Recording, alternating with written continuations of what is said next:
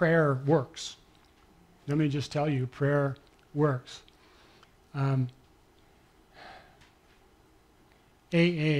was founded in 1935 by a guy named Bill Wilson, and it was God's gift to addicts.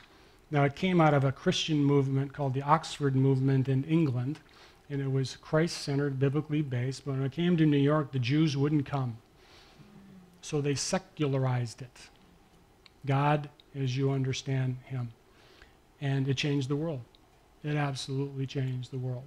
And what was happening, and still happening, mental health professionals were getting alcoholics on their couch and saying, tell me about your problems. And you ask an alcoholic about his problems, how much time you got, doc?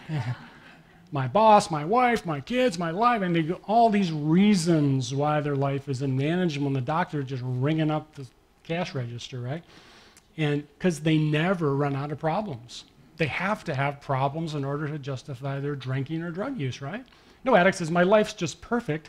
I drink all the time because I want to ruin people. They never say that. They say, my life is in shambles. It's stress. If you had my marriage, you'd drink too. And so they go through all of this. AA came along and said, we don't give a flip how you feel. Quit drinking. Come to meetings. Life gets better. You know what? It did. And after a while, so the idea is, if you wait till you feel like quitting, you'll never quit.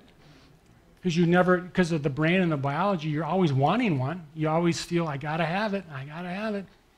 AA says, yeah, that happens to all of us. Just quit anyway. Keep coming to meetings, call me every night.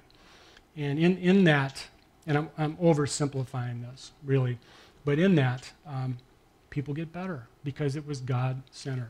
The number one thing they preach in AA is the same thing they preach in your church, surrender to God. Your life is out of control. Now just instead of alcohol, put sin in there. I am powerless over sin. What if I walked up to you and said, you know, I've got this sin thing licked. I've decided to use my willpower. I'm never going to sin again. You would laugh at me because our nature, our fallen natures, were broken, sinful people. And only by the grace of God, only by surrendering to God, do I have a shot. And AA just makes that very acute, right?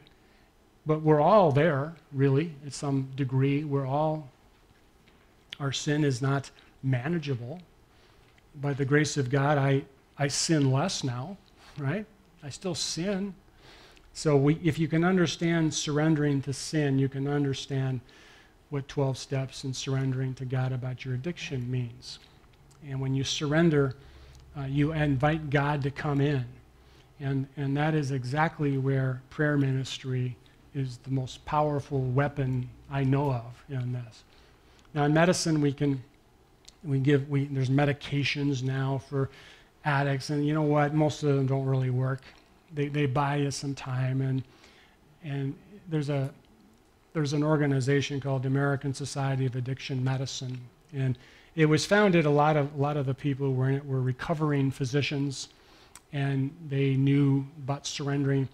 It's over the last 10, 15 years, it's been populated more with scientists and researchers who are looking for the magic pill.